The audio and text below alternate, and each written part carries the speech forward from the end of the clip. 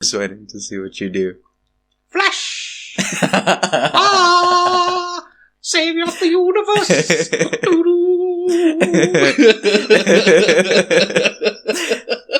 I think that recorded like half of the sentence before you started. The stereotypical thing would be to do the Barbie Girl song. Yes. By Aqua. Yes. I know I was trying my hardest not to do it, so I'm like, what can I do? What can I do? I don't know. I was thinking about The Flash. Okay. Not Flash Gordon, Barry Allen. Yes. And because, it came out on streaming. Oh, okay. A few weeks ago, not recently. Okay. Anyway, hello, hi, welcome. The name of the show is Politics, although I call it Politricks. And the title of this episode is Barbie, aka Barbenheimer Part 1. Right? My name is Presh. And I'm Ty. You don't think we should lump them together? As one Barbenheimer. You got, I don't know, what is that sound you made when I said Barbenheimer Part 1? Nothing. It was very disapproving. That's what I took from it. I disagree. About what? About it being disapproving. Okay, fine. Let's just move on. Okay. So clean up from last week. Following up on what we mentioned last week was Elon Musk renaming Twitter to X. Yes. I found out this week that when he was at PayPal, he tried to do the exact same thing and rename it to X.com. Yeah. He was forced out of the company by the board and replaced as CEO by Peter Thiel. Yeah. But then I was made aware of another thing. His other company is called SpaceX. Yeah. Which one model of Tesla is called the Tesla X. Yes. They actually spell out sexy. Yes. But instead of an E, it's the number 3. Yeah. Yeah. But whatever. Then I remembered he had a baby a few years ago. Yes. With Grimes. And that baby was named XAEA12. But, again, starting with the letter X. Yes. This guy has precisely one move. Incorporate the letter X into a name. That's it. That's all he does. It's really wild. Like, I never noticed this before. And now it's like,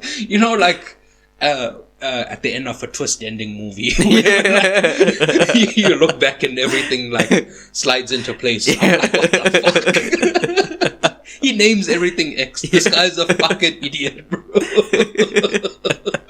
But yeah, and like I said, I had known about the name change for quite a while, but I wasn't thinking about it too hard because I never really thought about branding or that kind of. That's not my wheelhouse. Yeah. Right.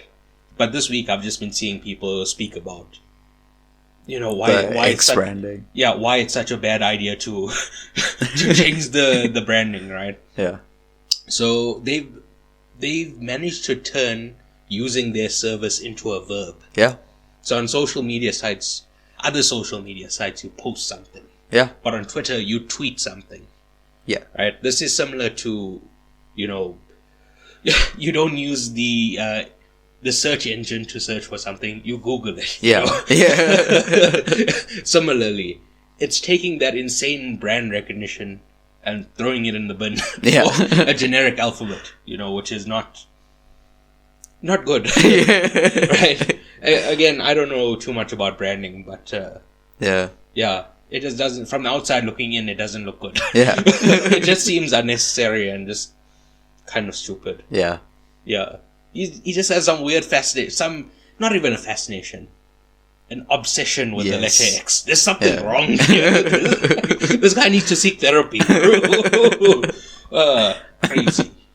Anyway, last week we spoke about the Mission Impossible crew stealing from a train, and I never shouted out, "Oh my god, I love a train heist!" Oh. In fact, the word heist was not used the entirety of last week, and I do apologize to the listeners.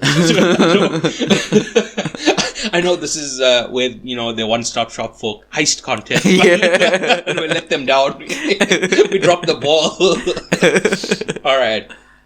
So the news of the week: the EFF our country's ostensible left-wing party celebrated its 10-year anniversary this past week. As part of its celebration, the Kenyan professor Patrick Lumumba gave a speech at UCT's Sarah Bartman Hall, which drew protests as Lumumba is a notorious homophobe who, in an interview with Digitalk TV, said homosexuals should be cured and is a vocal supporter of Uganda's anti-homosexual bill, which criminalizes homosexuality with harsh punishments, including the death penalty.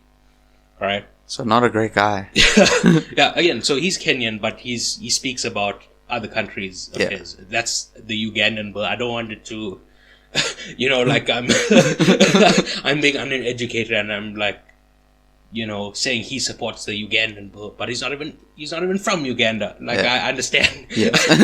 He is Kenyan, but he's by the, he's speaking in South Africa.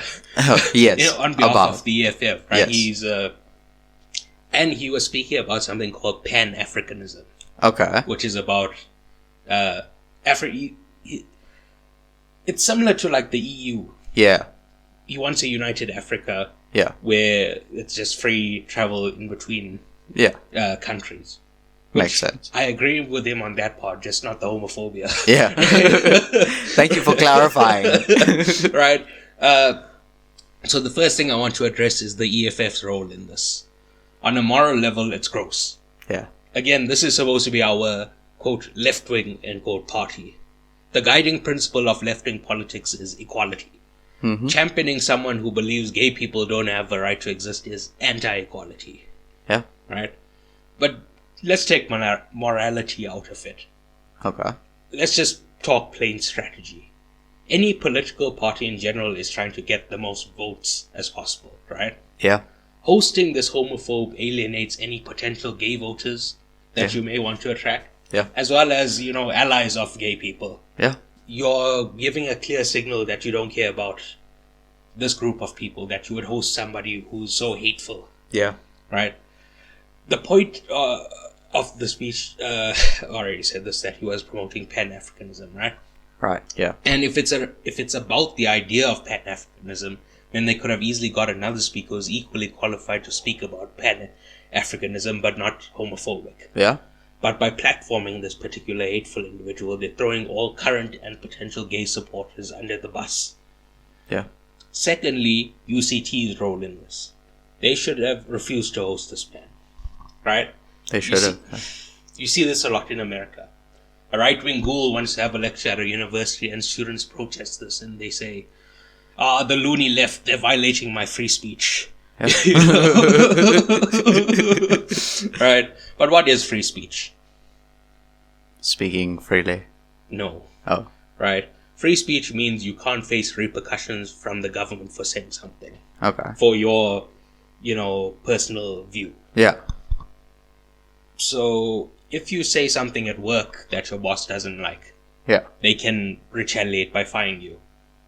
Right, yeah, right? okay. If you say something offensive to someone on the street, they can retaliate by, fighting or slapping you. Right? Okay, yeah, right. But if the government retaliates in any way, the most common way is to have you arrested. Yeah. But there's different ways that a government can retaliate against you. Okay. That is freedom of speech. Okay. Right? You're allowed to say something without getting arrested or any other government repercussions for that speech. Okay. Right? That doesn't mean, like I said, if you say something offensive and somebody punches you, that's that person is not violating your right to say that. That's a reaction to what you said. Yeah. Right? Okay.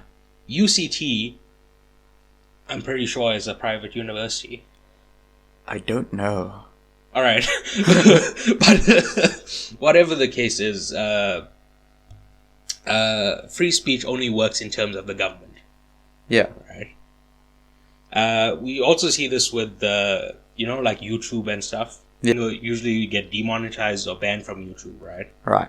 And they say that their free speech is being trampled upon. Yeah. YouTube is a private company. They set the terms of service.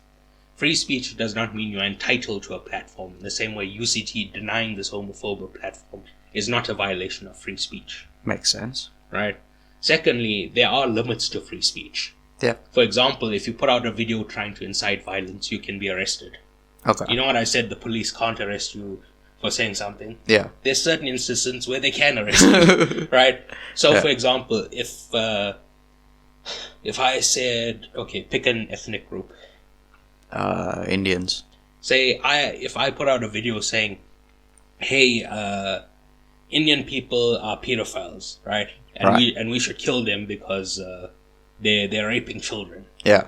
That's a call to violence. That's incitement. Yeah. You're trying to portray a certain group.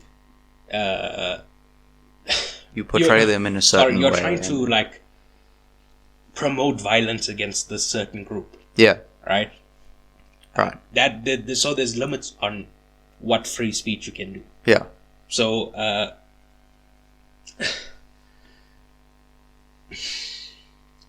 another limit is hate speech. Okay. So hate speech is defined as public speech that expresses hate or encourages violence towards a person or group based on something such as race, religion, sex, or sexual orientation. Supporting a bill that has the death penalty for homosexuality fits the description of hate speech to me. Right? Yeah, it does seem that way. I'm extremely disappointed in both the EFF and UCT for allowing this to happen. Theoretically, I should be voting for the EFF, right? Again, they're our quote-unquote left-wing party. Yeah. But I won't because of things like this. This is not the only problem I have with them. Right? Like, they do a bunch of shit like this. Right? But I will, however, applaud the students who protested the speech. Yeah. They are the only people in the story who had any backbone. Yeah, true. Right? So, yeah. It doesn't matter if UCT is government or privately owned. Hate speech, falls, makes that irrelevant. That's why I'm like, why is this guy searching? It's not relevant. But anyway. So, the next story is, we've been following the Republican primary. And Meatball Ron's campaign took another body blow this week as a staffer named Nate Hockman posted a video to the campaign's official Twitter account. Oh, the official X account. That included the Sonnenrad, which is an ancient European symbol that was appropriated by the Nazis in their attempt to invent an idealized Aryan/Norse heritage. So it's similar to the swastika. Right. It's just a symbol that they used. It's people in Nazi groups use them. Yeah. Right. But if we're being fair, it could have been a mistake, because perhaps someone else made the video, and the software just posted the video unknowingly. Yeah. Right? But later on in the week, we found out that he made the video himself.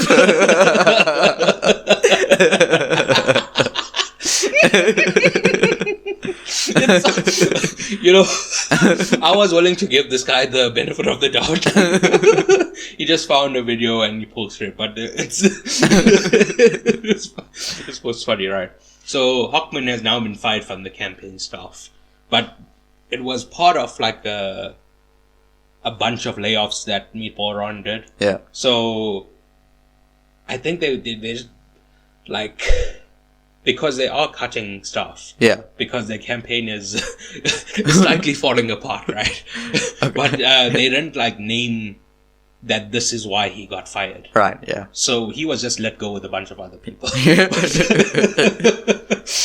I don't know. This seems like a big enough fuck up to get fired for. But I don't know. Yeah. My advice to Meatball Ron remains the same. Drop out. Drop out immediately. Stop wasting people's time and money. Drop out, Meatball Ron. Because, again, I'm the only one who would vote for you. Yeah. The next story. Spider-Man Beyond the Spider-Verse, along with a number of other movies, have been delayed. But yes. I bring Spider-Verse up specifically because if you recall, a few weeks ago, we covered a news story that the animators on the Spider-Verse movies were being treated extremely poorly, and it would likely be delayed. Okay. And if you recall, I said that if the movie gets delayed, I'll boycott it. Yes. I believe that Sony is using the current strike for writers and actors as a smokescreen to hide this fact. Okay. That it was going to be delayed anyway. Right. So I'm boycotting the next Spider-Verse. Yes. Either Okay. way, regardless of what Sony is saying, that they've only delayed it because of the strike. Okay. I've seen enough. Fair enough. It's the article I read about how the Spider-Man staff was treated Yeah. made me very upset. Fair enough. It's really gross how the animators were treated on that project. Yeah. And that's all I have to say about that. They should have been in cleanup. Yeah. Well, it's not really cleanup from last week. From a few weeks ago. Yeah. Which I wouldn't really call cleanup. I would say that's news. Alright, whatever. Do you have anything to say? I do actually. With this story. Oh no, not with this. Sorry. Alright. The last news story is there's a video floating around of Mitch McConnell potentially shitting his pants. Do you know who Mitch McConnell is? Yes. He's the Senate Majority Leader in America. Actually, is he the Senate? Who controls the Senate? I don't know. He might be the Minority Leader now at the moment. But whatever, he's in charge of the Republicans in the Senate. Yes. He's a very canny political operator. He's the one who held the party together, in 2009 when Obama took charge. Yeah. I understand how my words could have given the appearance that I was saying Obama took charge of the Republican Party. Yeah. No, I'm saying Obama took charge of the presidency. Yes. And they had won both the House and Senate, the Democrats. Yeah. But Mitch McConnell held the Republicans together and held them up. Yes. And got them back to, take the presidency back in 2016. Yeah. It wasn't just Trump coming in and, doing it. There was lots of groundwork laid for him, to make the party strong. Yeah. For him to come in and win. Yeah. So, Mitch McConnell, huge piece of shit. Stolen at least 2 Supreme Court picks. Yeah. And there's a video of him this week where, he just goes silent. Which, I slightly feel bad because he's an old guy. Yeah. And could just be going through, problems. But once Yeah. again, very, very evil man. And it's the videos that have been posted, very funny. Please go look it up. So I'm just saying potentially because the leading theory is that, he lost, not lost track. He lost, His senses. he lost the use of his bowels. Oh. And he lost, not power. The clenching force. He lost control Yeah. of his bowels Yes. and potentially shat himself. Potentially. Yes. And he just goes quiet. Yes. Then one of his aides takes him away Yeah. for 4 or 5 minutes. Then he comes back and he's fine. Yeah. So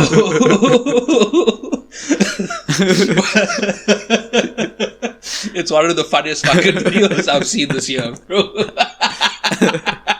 Anyway, your news. So, Senegal opposition politician Ousmane Sonko was whose jail sentencing in June sparked violent protests. I think we covered that. I don't think so. I don't know. Anyway, he was detained on Friday following a scuffle with security forces stationed outside his home, his lawyers and the state prosecutor said. So, basically, he got arrested again.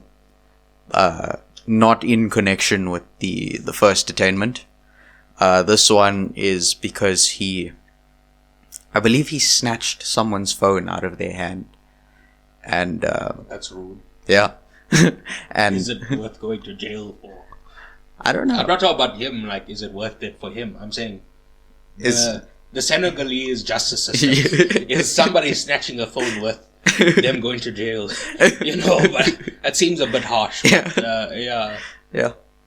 But anyway, his defense is that he was coming from a mosque service, I guess, like a gathering at the mosque, and people were videoing him, and he obviously didn't take too kindly to that, so he snatched a reporter's phone. I don't like it. Yeah. He did something wrong. He should, he should be Incur fined. penalties. Yeah. Or a temporary, like a week in jail. Yeah. Like, not even like a weekend. Like Spend the night. A night seems too lenient. The weekend. Okay. Stay a weekend. Okay. Yeah. A weekend in jail. You can't just because like if freedom of speech or something. Freedom of speech. Yeah. Taking somebody's picture. Is that freedom of speech? I don't know, because like with politicians, it's probably a little bit different. He's a public figure. Yeah. So can they? No. Well, I mean, he was probably like. You know what? Cancel that. Okay. Send the reporter to jail. Yeah. You can't just be taking pictures of this guy. That's fucked up. Yeah, you know what? I agree with this guy now. Yeah. You can't just come and take pictures of me. Yes. He's totally in the right. I recant everything I said. Yes. Prior to what I just said. Okay. All right. Yeah. Anyway, next story. There's this. I should have. Oh yeah. So there's a guy called Patrick Hanlon. Have you ever heard of him? Yeah, most people haven't.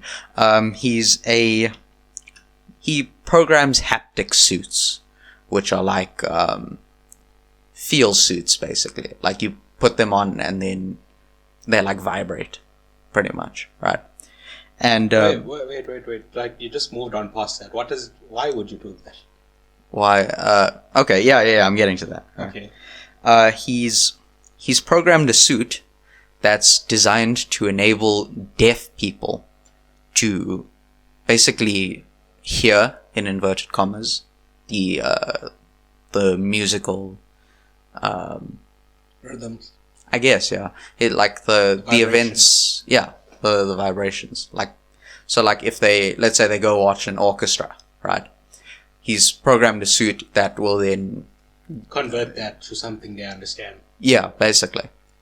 So like, usually what they would do is like they would put their hands on a speaker or something, right? And then they can feel the vibrations.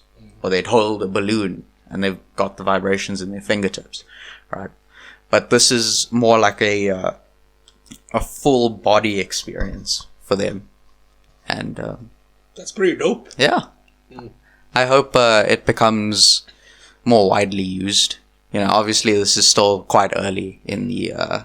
Well, yeah, there has to be tests and stuff, like, as you know, keep improving the technology. Yeah. But yeah. Yeah, but I hope it eventually becomes a much more widespread thing for those that are hearing impaired. Very cool. Yeah. Next news story. That's it for me. I thought you were going to bring up the aliens. I should have brought up the aliens. But that's a fake story. Yeah. The guy, the quote-unquote whistleblower, was a crank. Yeah. He's not a reliable source. You know, I'm like you. Well, not you. I'm like you, the listener. You know, I want to believe this. You know, that's the catchphrase of the X-Files. Because it's that for a reason. I do want to believe, right? But it's just not true. Sorry. Yeah. I don't want to bring it up. I was hoping you would bring it up so I could just slap it down. You're like, hey, there's aliens. I'm like, no, there isn't, motherfucker. Sadly, you didn't bring it up, so I had to bring it up to slap it down myself.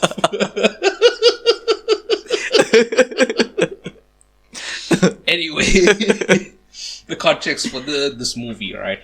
Yeah. So, first of all, let's just talk about the Barbenheimer phenomenon. Okay. This goes back to T&E. Sorry, what? Tenet. Oh, yes, okay. Do you know it? Yes. Oh, you seem to not know what Tenet was just now. No, I just didn't hear I know you what properly. Tenet is. Oh, okay. That's Do cool. you know what Tenet is? Yes. They say that in the movie, right? They're like, do you know what Tenet is? Do you remember this? I've never watched it. I'm just culturally aware of it.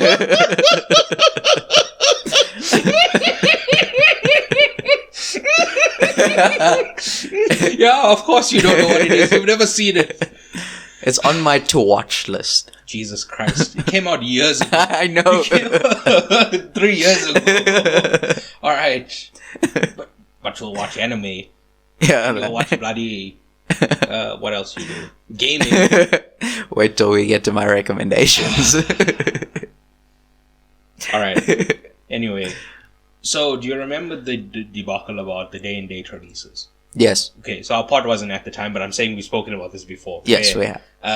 The studios wanted to release movies simultaneously on their streaming on their streaming services and at the movies, right? So yeah. You can just get it at home. Yeah. Christopher Nolan kicked up a huge fuss about that. Makes sense. First of all, because like we were speaking about Tom Cruise last week, Chris Nolan is a big champion of the cinema experience. Yeah. Right? Right. He makes his movies in IMAX. Yeah. There's a difference between what most people do is they film it in another format and it gets post converted into IMAX. IMAX and Yeah. some in 3D, whatever. Yeah. We'll speak about all that next week in Oppenheimer. Yeah. But I'm just saying the point is that day and date release really pissed Nolan off. Yeah. And Nolan had been working with Warner Brothers since The Dark... Actually, did he do Insomnia with Warner Brothers? I have no idea. You don't even know that movie. Jesus Christ. That is true, I don't. Yeah. Whatever, but he's been working with them at least since the early 2000s. Okay. Either on Batman or Insomnia, right? But, so it's been at least 20 years Yeah. of him working there. So he left Warner Brothers because of that. Okay. And he moved to Universal because he wanted to do Oppenheimer. Right. Releasing Barbie on the same day as Oppenheimer was Warner Brothers being fuck you to Christopher Nolan, right? They were trying to fuck him over. Then, in a sort of magical twist, the internet took that and made it into a meme where instead of, destroying each other, Yeah. somehow these movies lifted each other up. Yeah. And the Barbenheimer phenomenon was born, right? Yes. Where people were going to do double showings. Yeah. Did you do a double screening? I did not, unfortunately. I didn't either. So I watched Barbie on the Friday night. It's fine. Okay.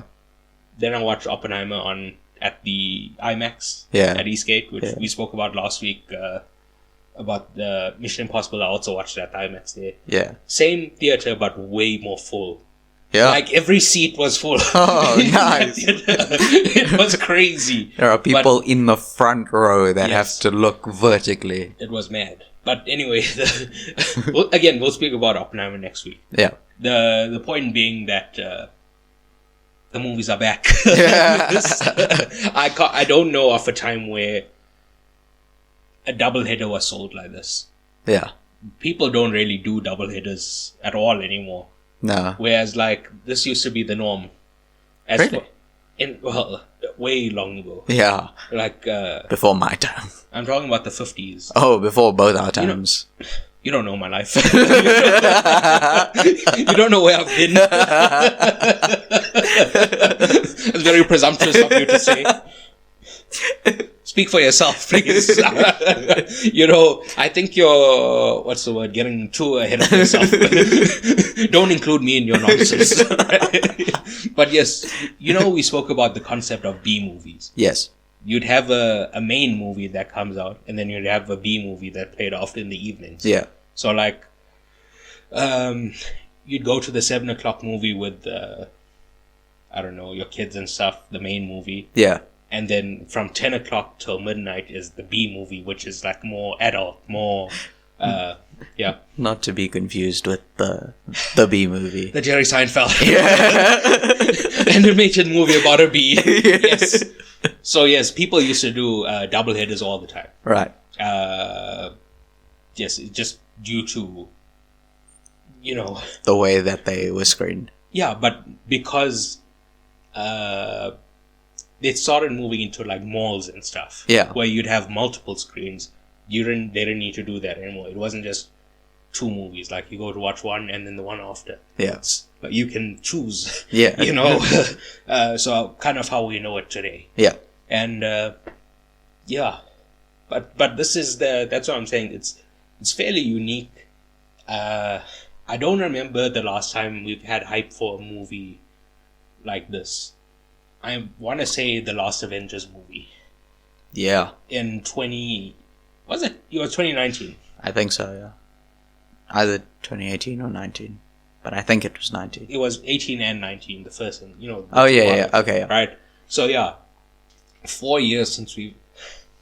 Because, like, the Marvel sickos are going to have a great time listening to me say this, but Avatar doesn't have that same hype.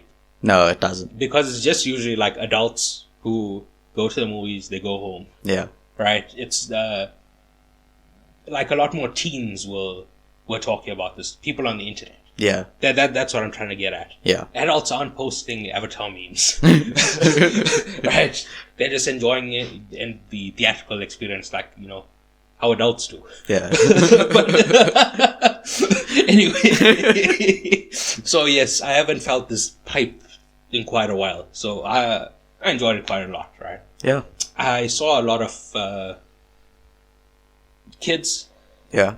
But I don't really think this is a kids movie. No. I really feel like, do you know America Ferrera's character in this? Yeah. She's the mother. Yeah. Women around that age, I feel, is the target market for this movie, not kids. Yeah. I think kids were conned into it. Yeah.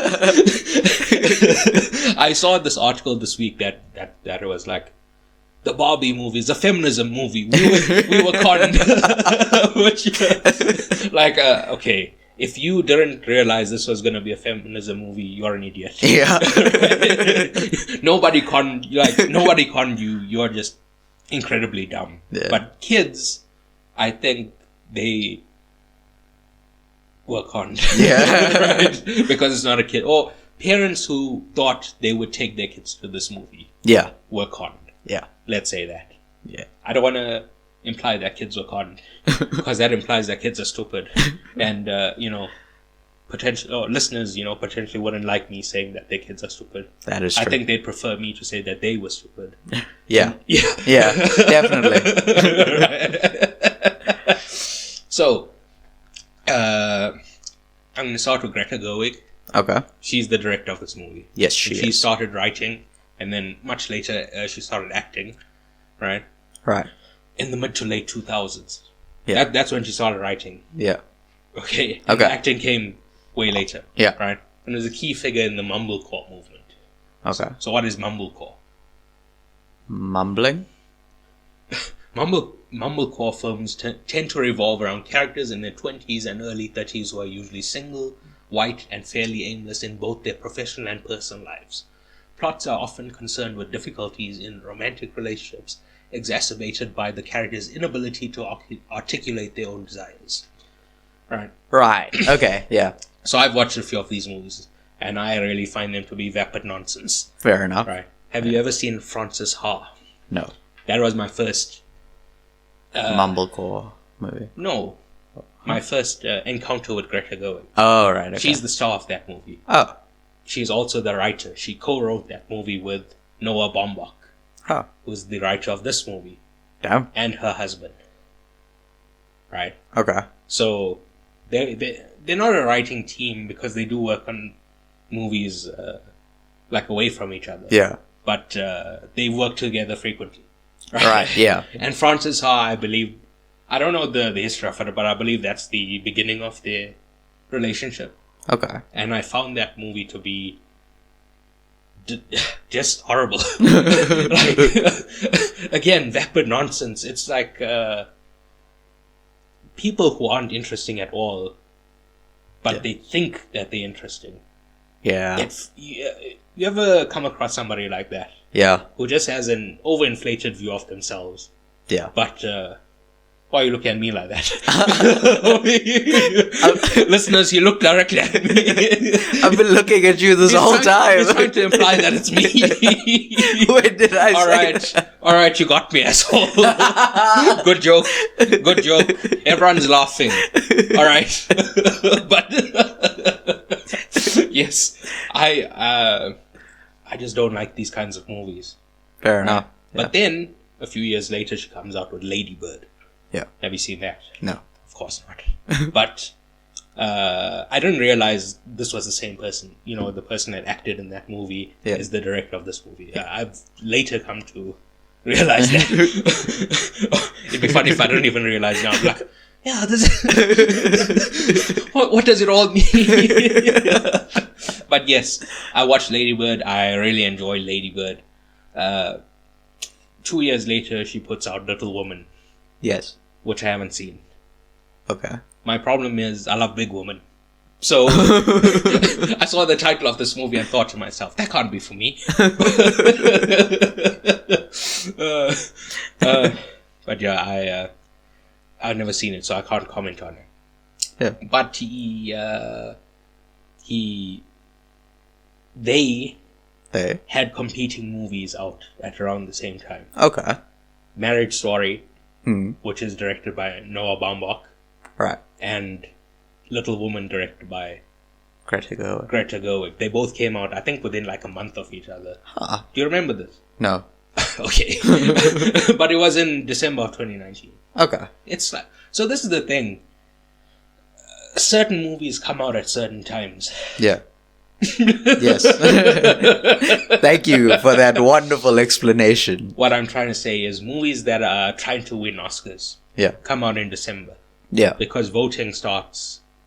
Oh, sorry. The ceremony is in in March, right? Yeah. So they want it to be in the public consciousness. Yeah. So that's why award movies are released in December.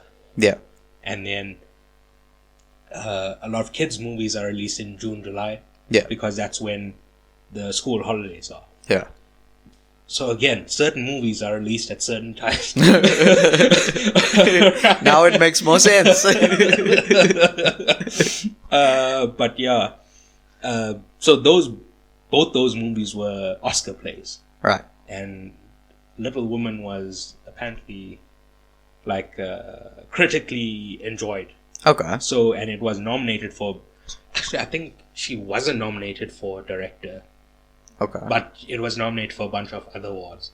Right. Yeah. Because I remember she was snubbed and it was a big it was a big deal. And I never watched it, so I couldn't comment. But, right. Yes. Anyway, this is her follow-up to Little Woman. Okay. And, yeah. So far, I've said I'm a fan of Greta Gerwig. Yeah. But it's more like I'm a fan of Lady Bird.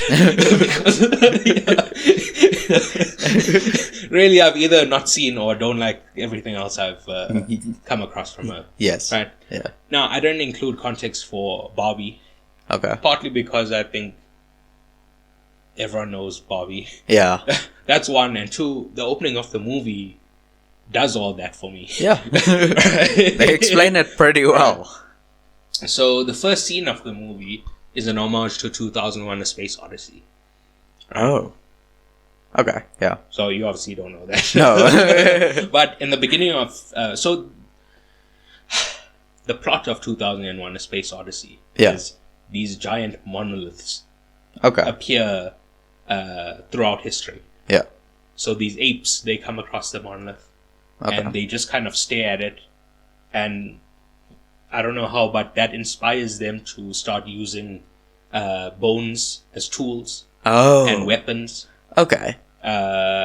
Similarly, in this movie, you see the small girls. Yeah. They're playing with the baby dolls. Yeah. Then the appearance of Barbie, well, in this case, Barbie didn't inspire the step forward. She is the step forward. Yeah. Right? And that's what gets the little girls to start popping off and fucking up the little dolls. I thought that was a very fun scene. Especially like those little girls, they were going at it. Yeah. They told those girls this doll is going to murder your parents. And they were like, the vitriol they had for those dolls was crazy, dude. But yeah. And they tell us that dolls used to only be baby dolls, which girls would then pretend to be the mother of. Yeah. Right? But then along came Barbie, who was a dolls that girls could identify with. Yeah. Right? And they go on to explain that Barbie represents woman, and because Barbie can do anything, then a woman can do anything. Yeah. Right? This is something called liberal identity politics. Okay. Do you not know what this is? No. So, like, liberals believe that your identity is your primary, like, concern for how you view the world. Okay, yeah. Which is anti-Marxist. Okay, right? yeah. Because we believe the collective, right? Yeah. In the collective. Yeah. Right? Right. Emphasizing our differences prevents us from recognizing what's common between us. Yeah. Right? Right. So by... but, you know, again, if you're like, I identify as this, but I realize I'm a part of the collective, that's fine. Yeah. Right? But it's... liberal identity politics focuses on the differences between us. Right. Right. And tries to analyze everyone's lives based on identity instead of like material conditions as a Marxist analysis would. Right. Right. Yeah. So I'm against liberal identity politics. Okay. And this comes up in like lots of various forms of life. Okay. So say, for example, in acting. Yeah. You know, the right wing loses their mind all the time when like they made the Little Mermaid black. Yeah. That is liberal identity politics. Right. Right? Okay. They're trying to further the idea that black women can be the leads of a movie. Okay. Yeah. Not mermaid. They're trying to normalize the idea that a non-white person can be the lead of a movie. Yeah. Right? Right. That's liberal identity politics. And in terms of acting, I don't see any problems with that, really. Yeah. Right? But in terms of politics, certain people think, and I can tell you a fact my dad does. Okay. When I was a kid, I went with him to vote. Yeah. And I asked my dad, who is he voting for? Yeah. Do you know who the... the MF. The MF. Yeah. Do you know who the MF The is? motherfucker. No. Oh. Do you not know who the MF is? No. Jesus Christ! What? It's the Minority Front. Oh. Oh. Led by... Someone. I was going to say Amitabh Rajbansi. Maybe. Is that his name? I don't know.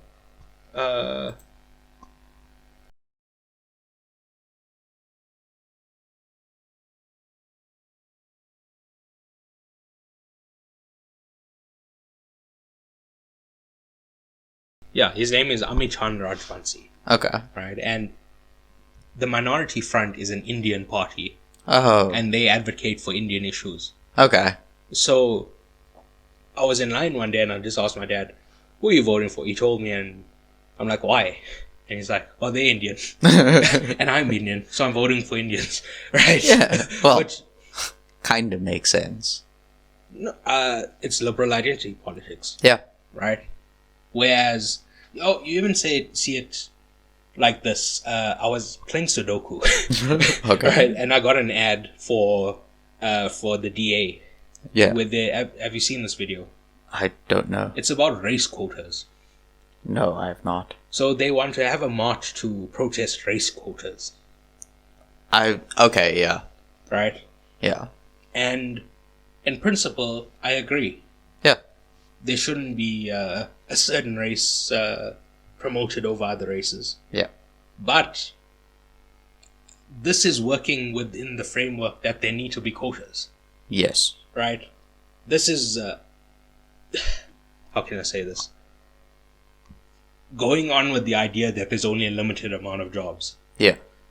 In under socialism, in my world, Yeah. the jobs would be so plentiful, there wouldn't need to be quotas saying so many people need to go in this industry. Yeah. There would be just so many jobs that anybody could go wherever, Yeah. right? So you find yourself dragged into these arguments where it's like, I don't even agree with race quotas, but I have to argue against the DA and say, because of the framework we have now, Yeah. there are people that have been discriminated against previously. Yes. And to get everyone up to speed, those race quotas were put into place to include those people. Yeah. But, again, in my world, there'd be so many jobs that we wouldn't care about this. Yeah. You are focusing on an issue within this broken framework. Yeah. So again, there's a lot of ways that identity politics can be used to separate people. Yeah. Instead of recognizing the commonality between people. Right. Yeah. And a lot of men online have been saying that. Yeah. That's what the Barbie movie is doing. And I don't really agree with them. Yeah. Okay. I just wanted to point that out. Okay. You know, there's a lot of, like, whenever I point out these things, it doesn't mean that I don't like it. Okay. There's plenty of movies that with, like, horrible politics that I enjoy. Okay. It's that doesn't affect me. I'm just pointing it out for the audience. Okay. You know, I very rarely take the politics of a movie into account. Yeah. Or if I do, I don't weight it more so than, you know, cinematography, acting, you know, like the more traditional Yeah. things you would associate with it, right? Yeah. So I just wanted to say that, like, if this movie had an ideology that I was Against. against, it wouldn't matter, Yeah. right? But yeah. So yeah. You get this identity politics stuff where people are like, well, if we get somebody in this position, Yeah. we don't change. So, like, do you know, like, these fashion companies? Yes. So what they'll do is, like, they'll get a black person and put them in charge of, like, I don't know, designing or whatever. Yeah. And that's their solution to fix racism, Yeah. right? Right. But that, again, that's working within the liberal identity framework. I would argue that giving a bunch of jobs to black people, Yeah. like, you know, lower or wherever, Yeah. just throughout the company, instead of one token figurehead, Yeah. would do more to benefit them, Yeah. right? Right. So that is the Marxist alternative. Yeah. That's not being considered because liberal identity politics is, you know, people believe in it so strongly that if this group is represented in a certain place, that makes up for not giving opportunities to Yeah. that group. We'll just have one person as a figurehead that shows, hey, we did something, instead of, you know, doing more. Yeah. Right? Right. That's how corporations mainly use liberal identity politics to, you know, be bad. Right? It makes it seem like they're doing something good, but they're really not doing anything. Or they're doing something they should have been doing anyway. Yeah. Right? But yeah. Yeah. So the first thing is Barbie, she wakes up and she has I don't want to say stereotypical, like a pleasant day, Yeah. a happy day. Yeah. Which she apparently has every day. Yes. Yeah. And then she has an intrusive thought. Yes. She says, like, have you ever thought about dying? Yeah. Which, And she stops the party completely. yeah, but I don't really, that doesn't make sense. Okay. Well, not doesn't make sense. Because it's the problems from the real world. Yes. Is the child, but we find out it's not the child playing with the Barbie, right? Yes. It's the mother. Yes. Is the mother worried about dying? I guess. That doesn't seem to be her problem. That's why I was trying to find out, what does her thinking about death relate to? I think it's just like the mother was having a bunch of dark thoughts, right? And so she creates all these Barbies, like what's it called? It's like the constantly thinking about death Barbie or something. And she's got the dark clouds around her. And so I'm assuming, like, when the mother thought of that idea of designing that Barbie, the Barbie in Barbie Land was like, oh, I am her. Who's the mother you're talking about? What's her name? America Ferrera. What did she design a Barbie? Yeah, she draws a bunch of Barbies. All right. You see them in her notes. Yes, but I'm saying the Barbie takes on the problems of the real person. Yes. Well, in theory, like that's how it's explained in the movie. That's why I'm saying it makes no sense, because she doesn't seem to be worried about death at all. Yeah. That's Yeah. That's all I'm saying. Fair enough. And it doesn't link to anything else, but that starts our journey. Yeah. And this movie follows the, again, stereotypical monomyth. Okay. Do you know what that is? No. It's the hero's journey. Oh yeah. Okay. It's the story circle. Yeah. It's what Luke Skywalker goes through in the first Star Wars. Right? Yeah. It's in writing. Yeah. There's a guy named Joseph Campbell who analyzed thousands of stories throughout history from different cultures, and synthesized it into one story. Okay. And because you recognize that there's a lot of commonalities between the tales that different cultures tell. Right. Yeah. And that is called the hero's journey. Okay. Where you have a hero, they're at home, Yeah. something is like bugging them, they go off into the world, Yeah.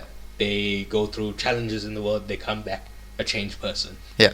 This Barbie movie follows that structure to a T. Yeah. And again, there's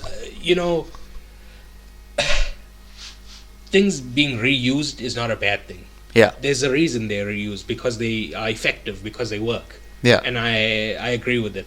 This is I want to say like Star Wars for girls, but Star Wars is for girls. Yeah. Star Wars is for everyone. Yeah. Yeah. Okay.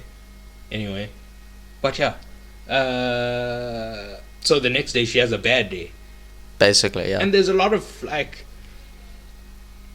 I'm gonna say it's an inconsistency, but I don't really care that much. Okay. But like, she puts toothpaste on the brush, Yeah. but nothing else. Do you get what I'm saying? No. So no water comes from the tap. Yeah. There's no soap, Yes. but toothpaste comes out of the. Oh, I see what Yes, you're saying. That's the only thing that is real. It like puts out stuff. Yeah. Yeah. Or because like everything else is like the brush. Yeah. You don't need to do anything to the brush. The brush Yeah. is the brush. Yeah. But like if you open the tap, it's kind of like imaginary and water. It's imaginary water. Yeah. Right. That's what I'm saying. But Yeah. it's not imaginary toothpaste. Yes. So there's stuff like that where I'm like, it's weird what they chose to make real and not real. But again, at the end of the day, I don't really care that much. It's just something I noticed. As someone who is not familiar with Barbie toys. Well, that's the thing as well. Neither of us are familiar with Barbie, so. But if I were to, I guess, like, theorize a reason for toothpaste being a thing in their world, it's that Mattel created toothpaste, like a toothpaste toy for Barbie, I guess. Does that make sense? Yeah. And you could squeeze it out. Yeah. And I don't know why but you would. that's what I'm saying. Yeah. For a toy, you wouldn't squeeze it out. I guess you'd have the toothpaste tube. Yeah. But you just wouldn't squeeze anything out.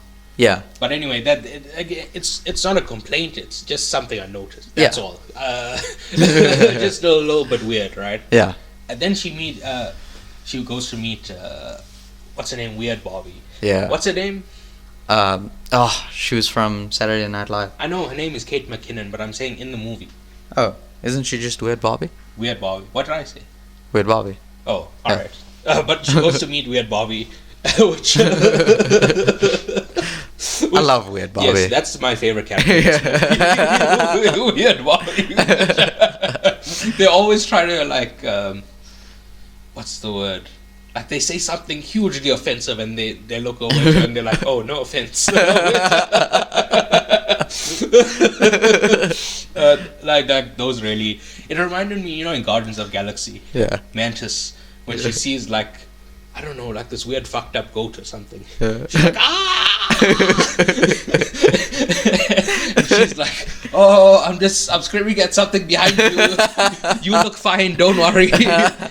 And like, she's trying to be nice while these Barbies are just like, fuck you.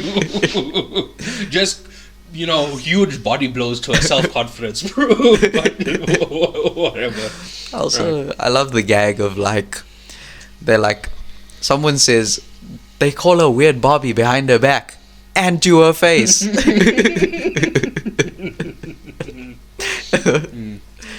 All right, but so she goes into a car, and I really enjoyed this. Oh, something I was going to say: the production designer, Yeah. whoever the production designer is, they've done a stellar job here. Yeah. The from Barbie Land itself, Yeah. I assume that's what a kid imagines when they're playing with Barbie. Yeah. I obviously, again, I'm not familiar with this IP. So, As a non-kid that does not play with Barbie, we kind of have no idea about Barbie. So that's why I'm saying that this is probably what kids imagine, but I don't know what kids imagine. Yeah. So, yeah, but I enjoyed the look of it. Yeah. This, spoiler alert, I kind of view Greta Gerwig as like a Zack Snyder type. Okay. Like visually stunning movie. Oh. But Yeah. the themes of this movie are not conveyed well and are very dumb. Okay. So Fair enough. Yeah. So she travels to the real world. That sequence, I loved it. Yeah. Both going and coming. Yeah. All the various little gags that happen as they're moving along. Yeah. Very fun. Yes, they get to the real world and more hijinks ensues. Yeah. They, people are looking at them weird, Yeah. and what's the first thing they do? They roll around for a little bit. Yes, and then they get arrested. Yeah. And, yeah, well, I haven't said it explicitly, but this is a very funny movie. Yeah. I enjoyed the jokes a lot. Yeah. But yeah, there's just some things that are just very stupid. Yeah. Just beyond stupid. That, like, especially that last joke, which is like, I'm here to see my gynecologist. Yeah. Rub me the wrong way. But yeah. So anyway, they go to Mattel. Yes. So sorry. Well. People like ogling her on the beach. Yes. Makes her more upset. Yes. And they go to the Mattel Corporation after they've been arrested a few times. A few times. Yeah. Well, first they track down the girl. Barbie tracks down the girl while Ken learns about the patriarchy. Oh, I thought that was after. It might. No. It's before. Before. Because she goes to school, and then she has that conversation with the girl, and What are the girl's problems with Barbie? that she's like unrealistic body standards and all that kind of. But she is. Yeah, she is. Do they, I don't know, provide a counter to that?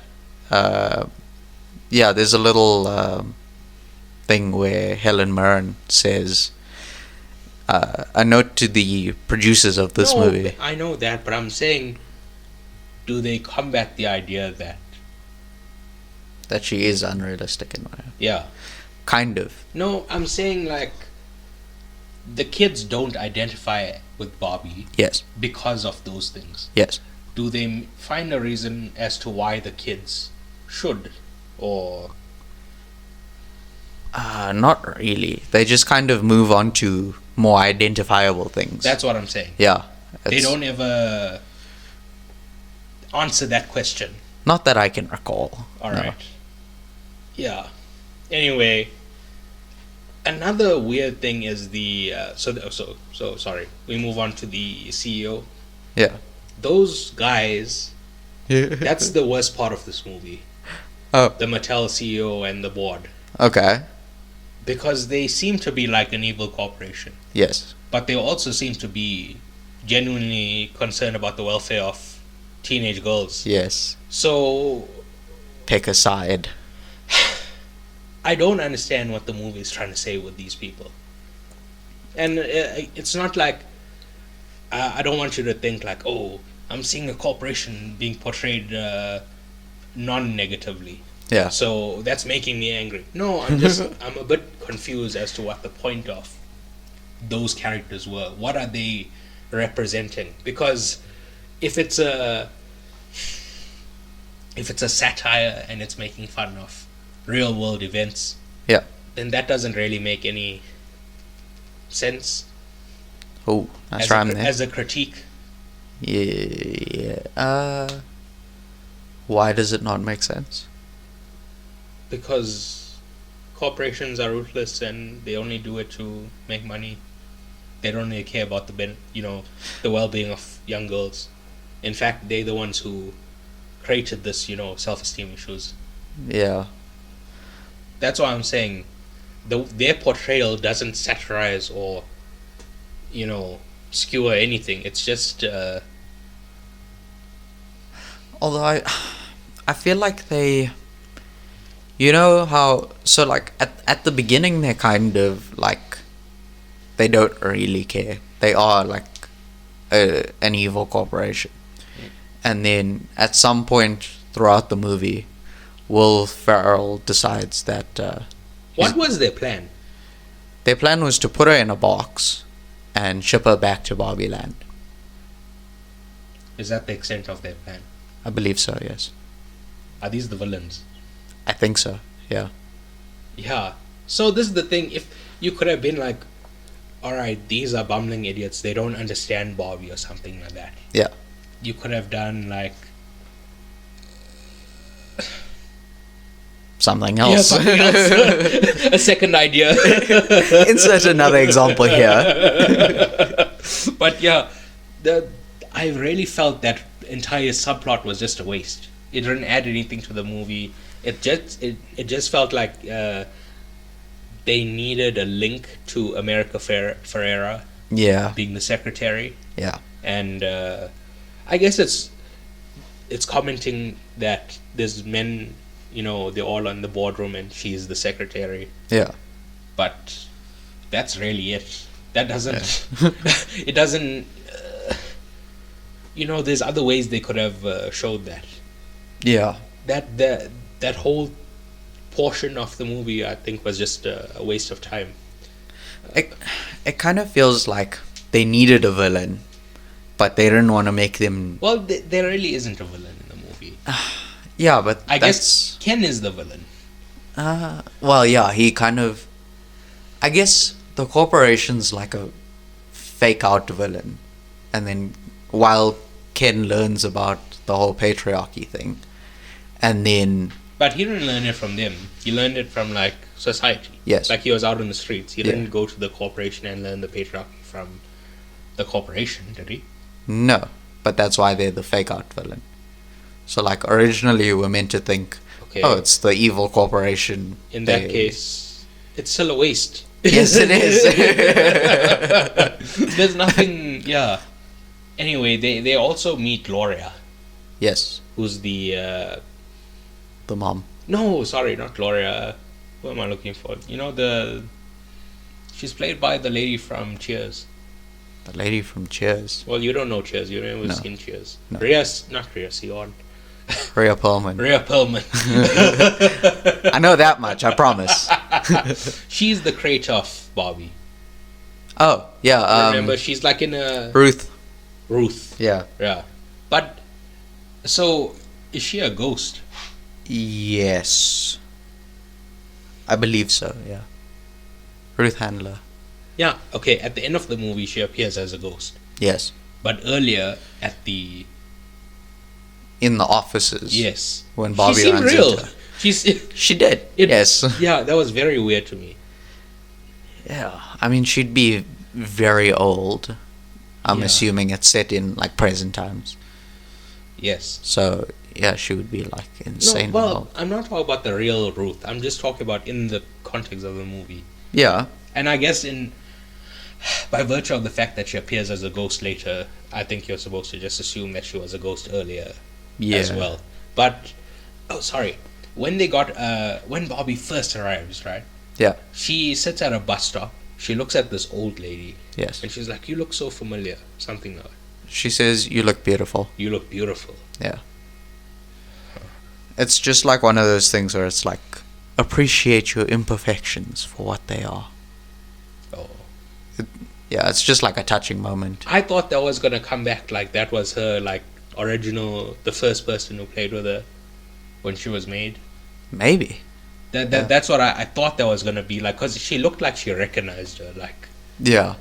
So sorry, my first thought was she was gonna be the creator of Barbie that Yeah. was sitting at that bus stop. Yeah. But turned out to not be the case because it was Ruth. Yes. So that's why I'm like, so I guess that's just woman empowerment. Yeah. Telling another woman that she's beautiful. Well, that's what I got from it. All right. Well. Yeah. Yeah. I guess it's just me who views her saying "you look so beautiful" with suspicion. Yes. And being like, well, where does this plot thread lead? Well, not everything needs to be a part of a plot thread. It can just be being nice, Indeed. I guess. Yeah. But I won't learn that lesson. I'll just, skate by that quietly. Anyway, yeah. Also, the joke about her being a tax evader. Yeah. I don't know. She had some. I didn't find it funny. It was just like, it was literally just she didn't pay taxes and then she got in trouble for it. But that's bad. Yeah. That's not a joking matter. Yeah. What the hell? What the hell, Bobby? Is this movie saying tax evasion is a laughing matter? I don't think so. I think it's bad, if you ask me. But, yeah. Huh? Then they go back to Barbie Land. Yeah. And Ken brings the patriarchy with him. Yeah. And it causes the Kens to revolt. I guess. Yeah. It's kind of like a coup. And they make the Barbies take a submissive roles such as maids, housewives, and agreeable girlfriends. Yeah. Right. Yeah. Barbie comes back from the real world, and then Grace gives a speech. And this part also really disliked. Okay. The speech. Yeah. Gloria. She basically turns to the camera and gives a speech, and then after she's done speaking, there's like a 4 to 5 second window where they have like an applause break. Yeah. And it's very similar to last week. We were speaking about Mission Impossible. Yeah. There's a Shea Wiggum says something like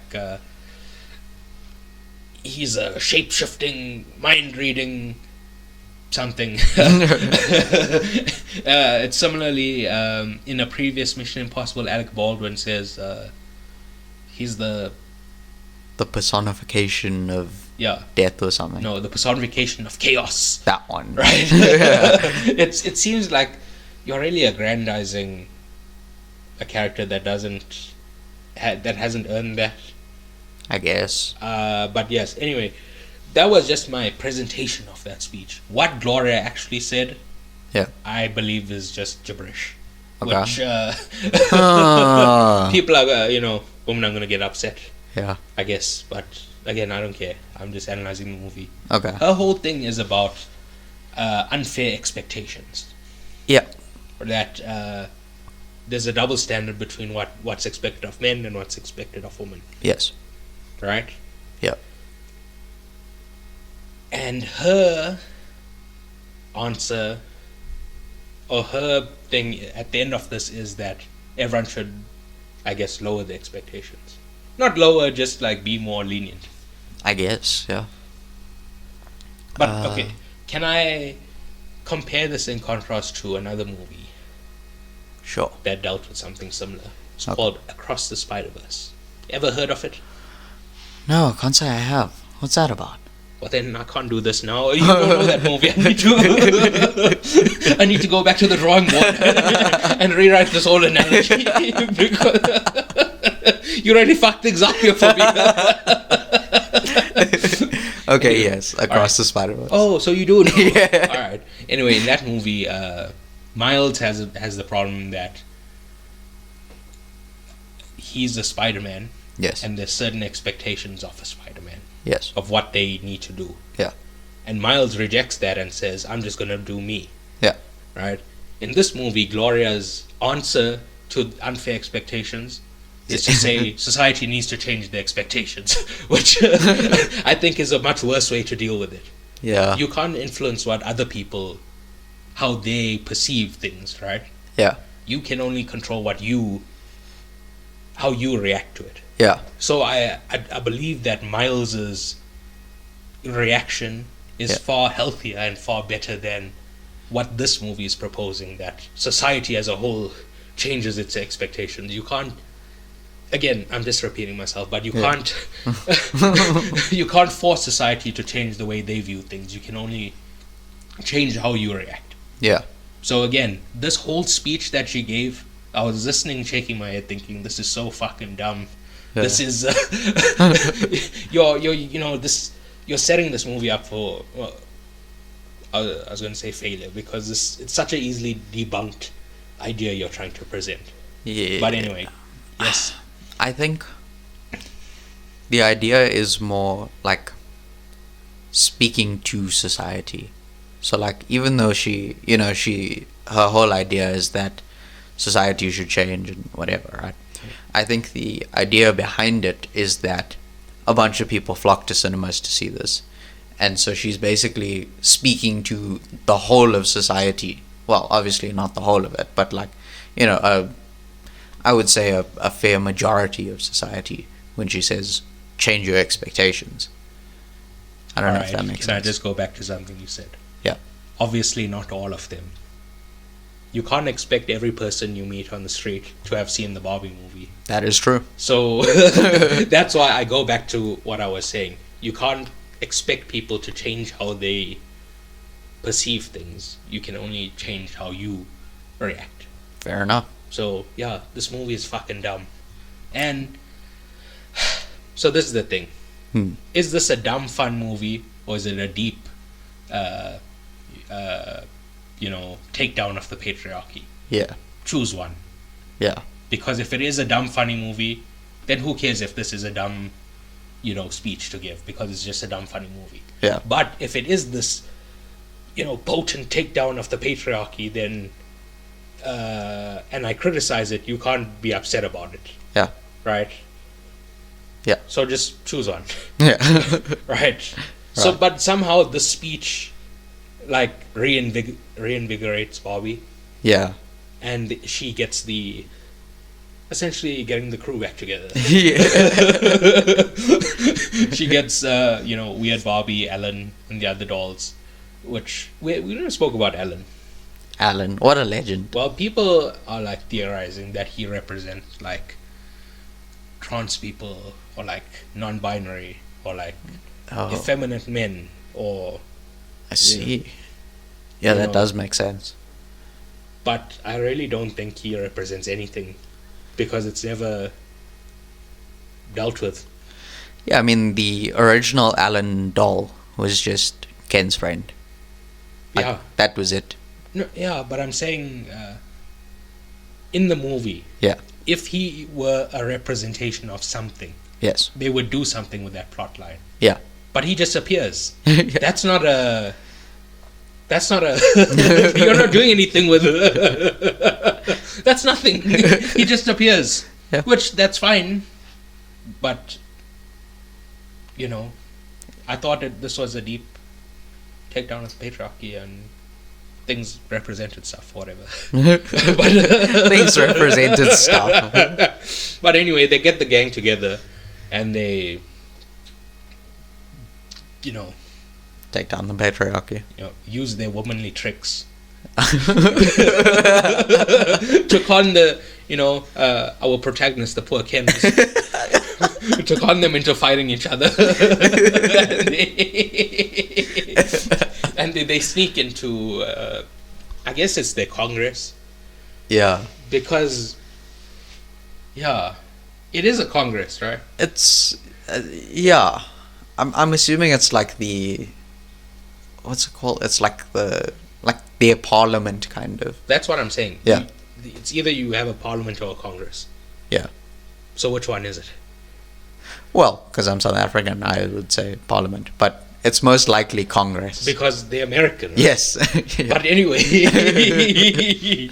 Oh, sorry.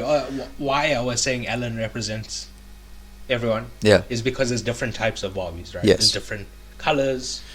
Apparently there's a trans Barbie. Yeah, there is. Well, she's played by a trans character. Well, clipped. She's played by a trans actor. Yes. All right. Well, actress. Well, actor is non-gender specific. Yeah. Actor, anybody can be an actor. Yeah. It's just, I don't know, society assumed actor, as the male and actress as the female, but actor is the word for a person who acts. Fair enough. Anyway, and so I guess the lesson of this movie. Yeah. So obviously their plan works. Yeah.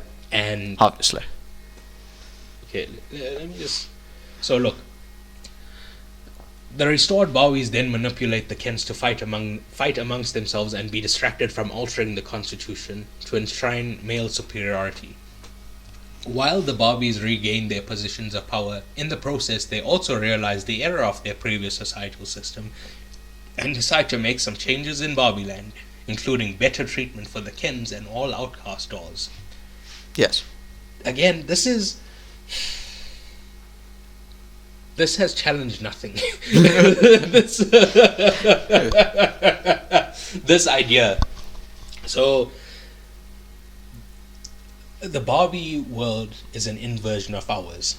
Yeah. And they're trying to show how unfair it is in the real world that there's so many men in the Supreme Court and the presidency.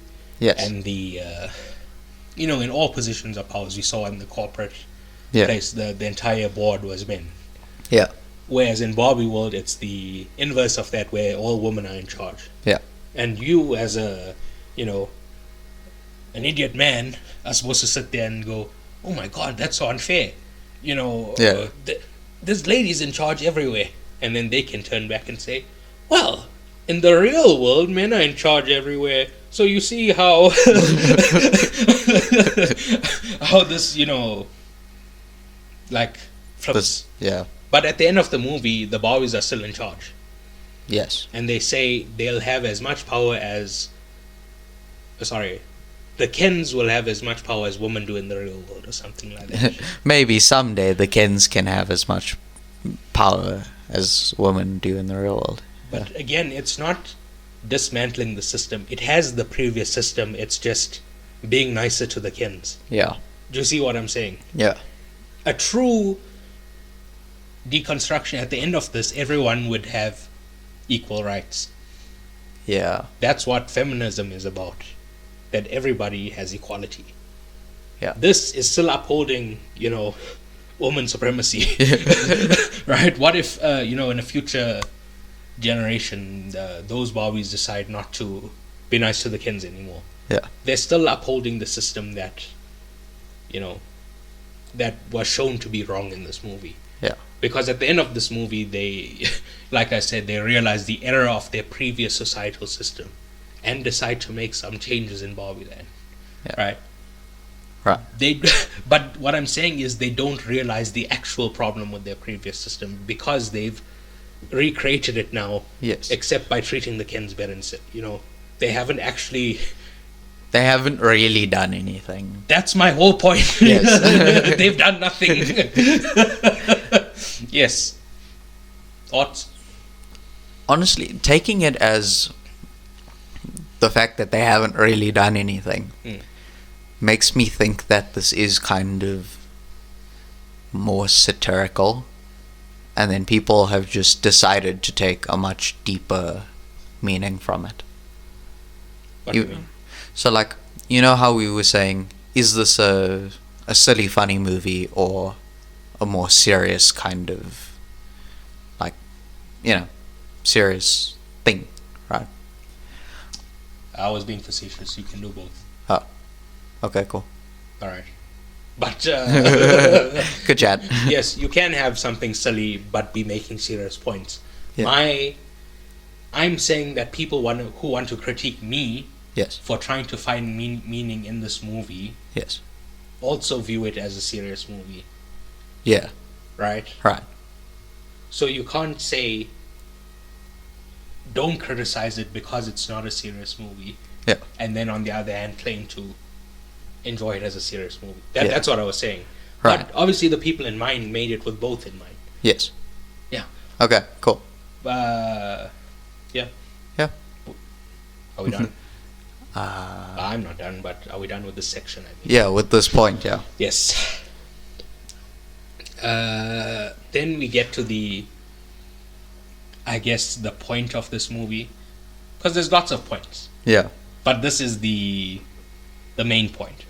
Okay. Barbie has to find her own identity and become a real person, both her and Ken, Yeah. and I have no problems with that Okay. idea. Right. Yeah.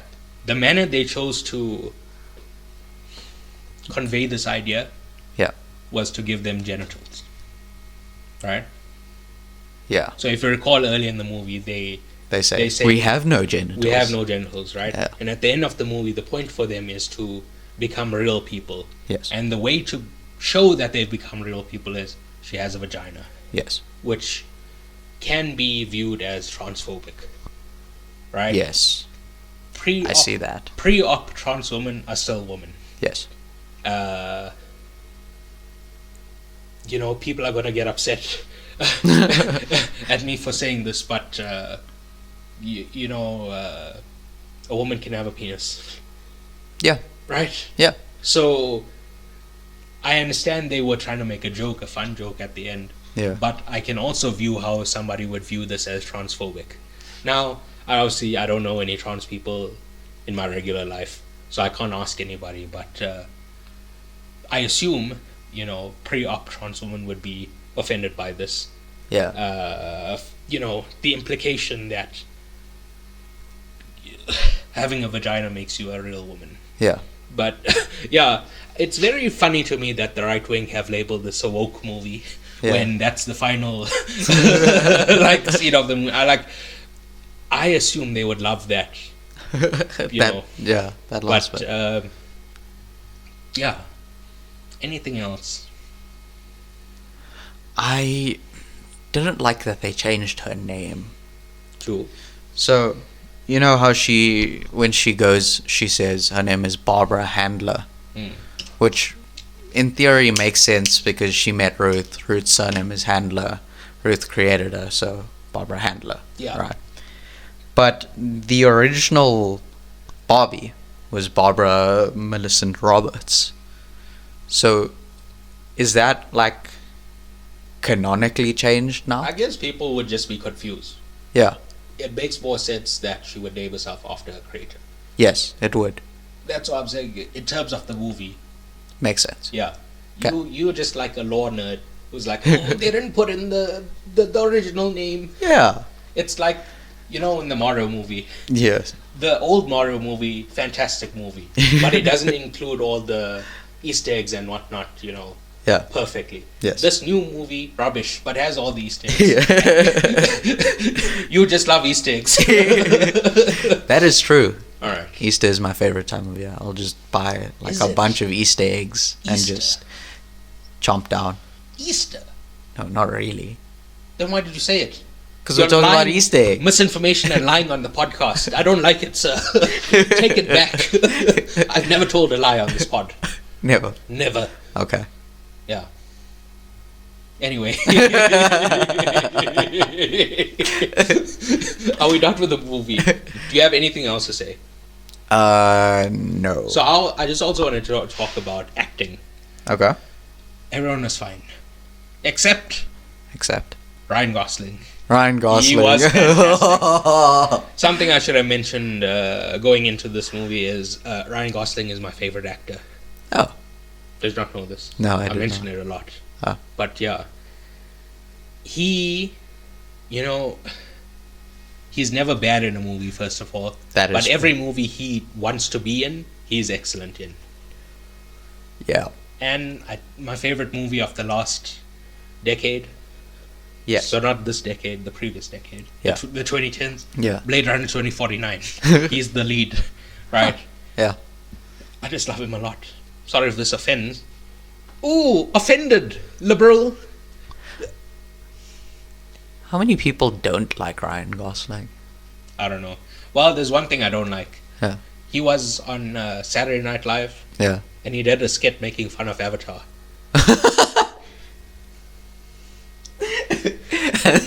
And so you're upset that he made fun of Yeah. Avatar. Did I mention that the Barbenheimer trailers premiered with Avatar 2 I think so. at the beginning of the... Yeah, during the context. Did I mention that? I think so. Well, we've mentioned it Yeah, now. I mentioned it now.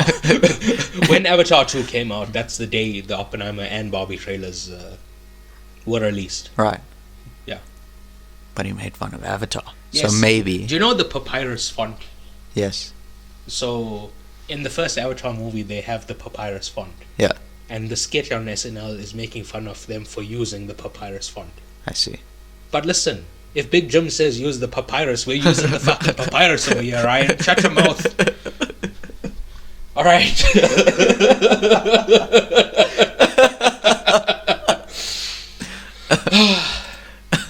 Can we go on to the recommendations? Yeah, of course. Oh, I gave the movie a 7.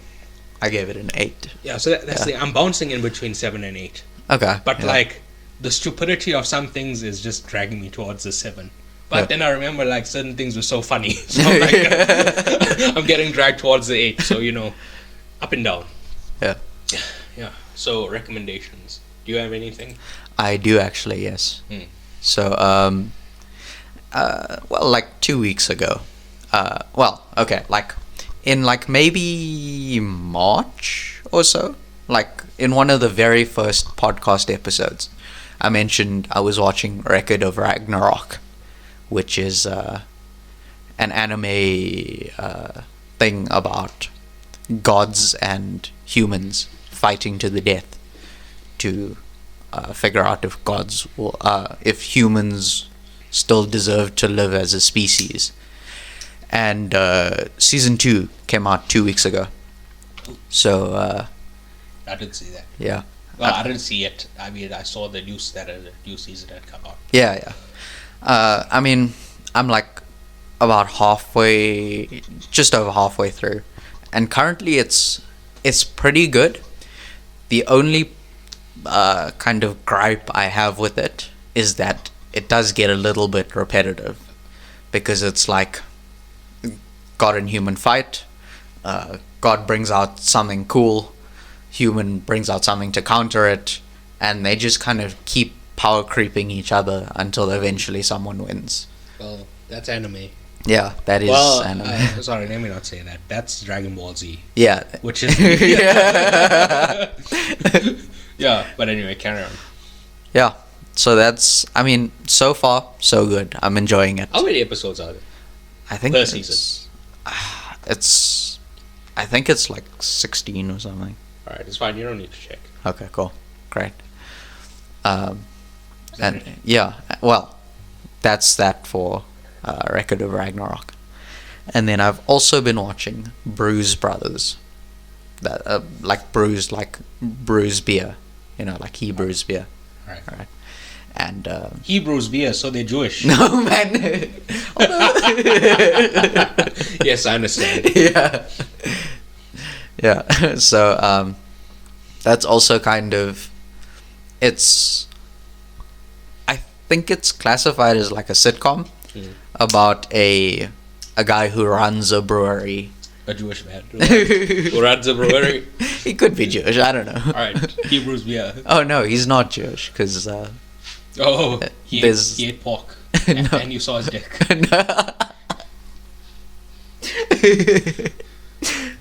He might have eaten pork. I'm not sure about that. So then why? Listen, we we don't need to debate if it's Jewish or not. Nobody cares. Just carry on with what you were saying. Anyway, right. So he runs like a struggling brewery, and then his brother is like an esteemed beer taster, and they partner up to save the brewery. And it's like, it's alright. It's not like amazing acting or writing or really anything. It's not amazing. It's just kind of. I thought you were to stop at some point. No. All right. But who stars there? I'd be lying if I said I knew. I don't know those guys' names. Well researched. Yes, indeed, very well researched. Well, the reason I originally started watching it was because there's a guy from another show that I watch. Who? Zacharino. What the fuck is that guy? Yeah, he's like a. I'll Google. Carry on talking. So yeah. Anyway, basically, back to Blues Brothers. It's decent. Like, I have a good laugh with it, but it's not like crazy. REI. Alright. Yeah. Yeah. It's like. I mean, I'm pretty much done with the. Well, yeah, I think it's only one season. Like, it didn't get renewed or anything. So it's like it's very bang average. Yeah, I can see it was in 2020. Yeah. It's in Curb. Yeah. Alright. Yeah, but that's about it for my recommendations. Let me run through these. First of all, The Venture Brothers, Radiant is the Blood of the Baboon Heart. That's a title and a half. Do you know what The Venture Brothers are? No. Amazing TV show. Okay. So obviously, excluding 1 hour dramas, Yeah. this is my favorite show of all time. Okay. It's so good. It started off as like a parody of Johnny Quest. Okay. Do you know what that is? Yes. He's vaguely. It's a cartoon from the 1960s. He's like a boy adventurer. I think they redid it as well when I was a kid. Yes. Yeah. Yeah, and Johnny Quest appears on that show. Oh, nice. The Venture Brothers, because Warner Brothers realized that they had access to that IP, and they included him in the show once, right? Okay. But so the show started in 2003. Okay. But they do like a season every couple of years. Yeah. So like you'll wait like 3 or 4 years for a Venture Brothers season, right? So they have 7 seasons, although it's been 20 years. Oh my goodness. But they were cancelled in like 2018, 2019 Okay. because they were like moving more towards streaming. Okay. And I don't think this does well on streaming. Yeah. I don't know why. Like it does very well on Blu-ray Okay. and home media. Yeah. Like the DVD sales is what kept it alive. All right. You know. But then with the rise of streaming, the DVD sales kind of dipped. Yeah. Well, I don't know precisely why. Yeah. Because you can still, like, people will still watch it. Yeah, that is true. But anyway, it was cancelled a few years ago. Okay. And they made this movie to, like, finish it off. Okay. And I really thought it was wonderful. It solved the last 2 mysteries that we were pondering. Okay. Because, like, it's a very vast world.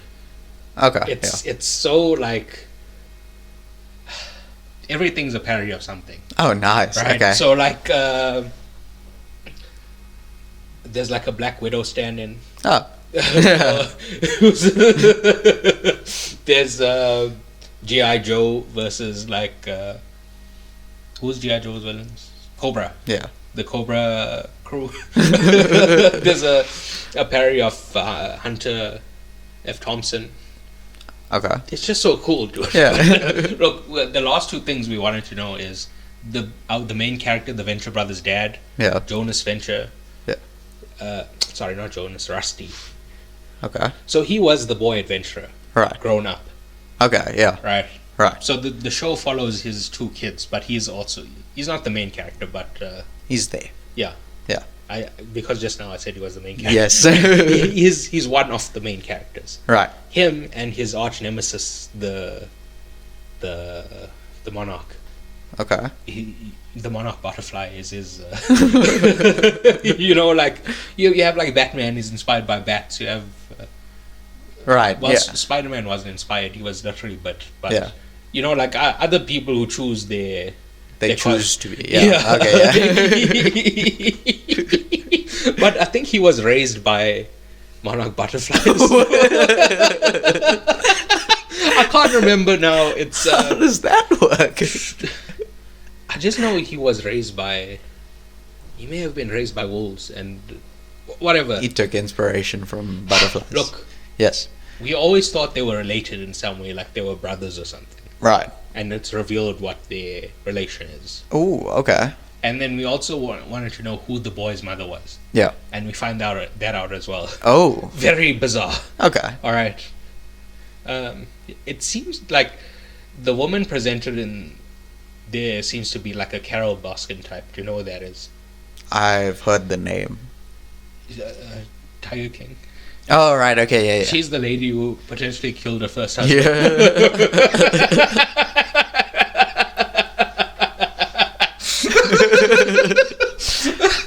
But yes, I highly recommend watching The Venture Brothers, the show, and it's Kappa movie. Yeah. They have released previous movies, I think, like one-off specials. Yeah. Right. I'm really thinking I should rewatch The Venture Brothers because I'm pretty sure the last time I watched was 2018. Okay. So yeah, I'm due for a rewatch. Yeah. Yeah. Next in the Tim Burton filmography is Big Fish. Okay. Although it's not actually the next after Mars Attacks, which I spoke about last week. Yeah. Sleepy Hollow and Planet of the Apes are next, but Yeah. I saw them recently enough that I didn't want to rewatch them. Okay. I just listened to the podcast without Yeah. rewatching, right? Yeah. But anyway, Big Fish is an extremely charming and sweet fantasy movie. It Okay. stars Obi-Wan Kenobi. Ewan McGregor. Yeah, Ewan McGregor. And Burton's usual gang. Helena Bonham Carter's there. Okay. Danny DeVito. Yeah. Billy Crudup. I don't know. No, I'm telling you, Billy Crudup is there, but I don't think he worked with. When I said the rest of Burton's band, Yeah. I think it's only Helena Bonham Carter I was thinking of. I'm trying to remember. I do know Danny DeVito appears in Batman Returns and Mars Attacks. Yes. But is he? I don't think he's done anything after this. That's why I don't think he's part of his crew. Okay. Yeah. But whatever. Anyway. But yeah, Burton is clearly on the decline at this point. But this movie has heart and is very well made. Okay. So I gave it a 7. Fair enough. Next is Burton's adaptation of Charlie and the Chocolate Factory. Okay. I've only ever heard this movie get bad mouthed, and when I was a child, I watched it. I thought it was fine. Okay. 'Cause I was a big Roald Dahl, fan when I was a child. Yeah, I same. read all his books. Same. Yeah, and I'm realizing like in the last couple of weeks, really due to Blank Check, I've watched the BFG, Yeah. which Spielberg directed. Yeah. What's the one? James and the Giant Peach. Yeah. Directed by Henry Selick. This one. Yeah. And there's something else recently by Roald Dahl that I watched, but doesn't matter. Okay. So yeah, not good, not bad, just a serviceable movie. But Okay. then I watched Willy Wonka and the Chocolate Factory, Ooh. the 1971 adaptation. Yeah. Extremely funny movie. Okay. And I understand now why there's so much vitriol for the remake. This movie is miles and miles better despite being released 34 years earlier. Damn. It's Okay. funny, but it's also much darker. Yeah. Right? This Wonka guy is deeply evil. He's like one of history's greatest monsters. I don't know why we, make movies valorizing him. Yeah. Very evil man. He's like the Hitler of his time. Oh. And his time was during Hitler's.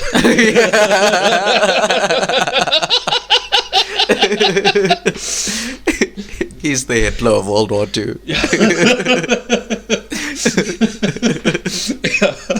So yeah. Next, Futurama is back. Okay. Do you know what Futurama is? Yes. It was created by Matt Groening, who was the creator of The Simpsons. Yeah. And I was much more of a Futurama guy than a Simpsons guy when I was a kid.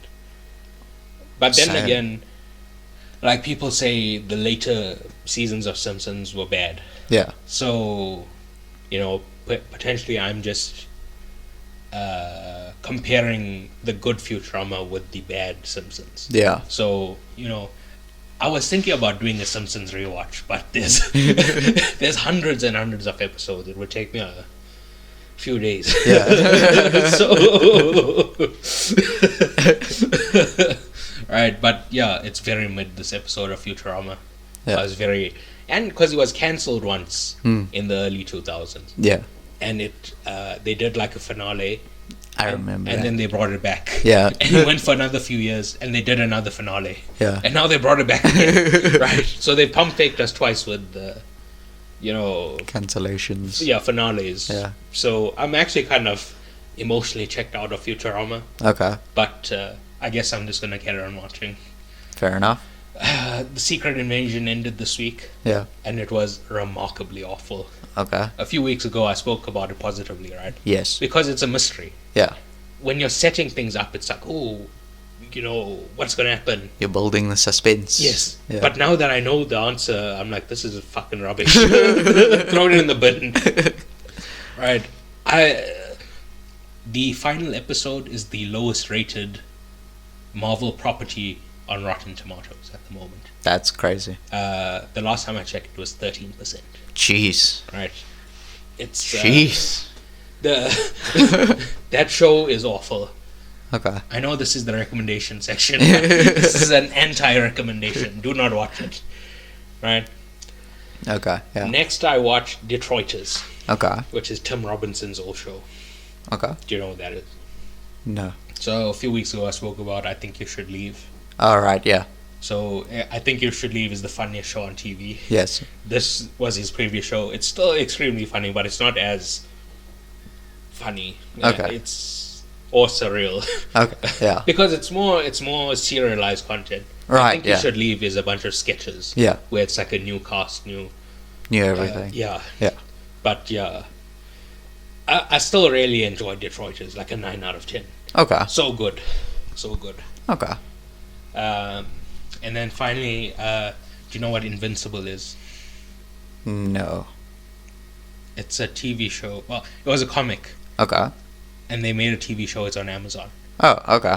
But they did a standalone episode for one of their characters called Atom Eve. Okay. Atom Eve would kick Superman's fucking ass, dude. Damn.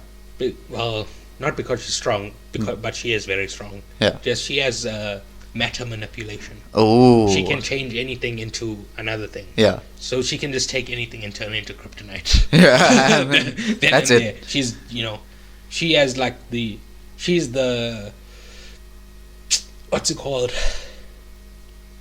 The silver bullet Yeah. to kill Superman. Yeah. Right? Yeah. But yeah, very fun movie. Okay. It's like an hour special. Okay. Yeah. Yeah. But yeah, watch Invincible. Okay. Very good show as well. Okay. And yeah, I think we done. I would like to think so. Yeah. So thank you for listening. Please remember to rate, review, subscribe, give a like, etc. Give 2 or 3 likes if you've got multiple accounts. Yeah. Why not? Buy a bunch of phones, create different accounts, run a streaming farm. Make it seem like we're very, very popular. Importantly, it needs to be a 5-star review. It has to be. Please subscribe on Patreon to listen to our movie commentaries. It'll be Indiana Jones, the final one before this final one. That's coming out this week. You can find all our links at PAICIP.com. Please tell a friend and tell that friend to tell a friend. Tell a family member. Tell everyone. And we have Oppenheimer next week. Yeah. Very excited for that. Yeah. And, yeah, goodbye. Goodbye. Au revoir.